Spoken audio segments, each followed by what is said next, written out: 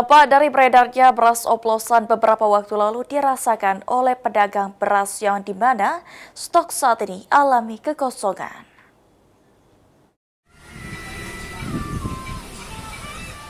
Disampaikan oleh Aling, pedagang beras di Pasar Skana, saat ini ketersediaan stok beras di tempatnya alami kekosongan.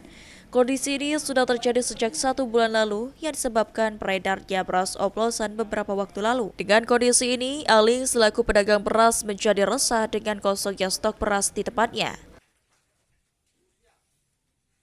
Yang di Jawa itu beras oplosan itu deh. Oh, beras Jadi oplosan. pengirimannya terhambat. Tapi kalau beras lokal kayak Patin, Koki ada, Selancar ada. Oh, iya. Kalau yang kemarin tuh sempet kosong tuh beras sawah deh.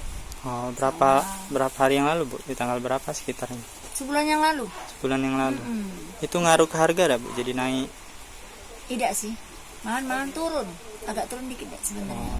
Sementara itu, dengan kekosongan beras, Saktia selaku warga yang merupakan pembeli beras mengaku harus berkeliling ke tempat lain untuk mendapatkan beras. Kayak gitu, paling enggak juga tuh paling oper ke sana ke sini itu kan antara toko ke toko gitu. Oh. Itu harganya gimana, Bu? Terjangkau. Sekarang berapa?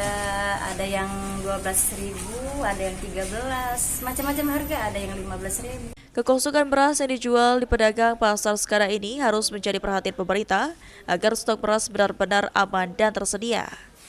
Muhammad Aidil, PAL TV.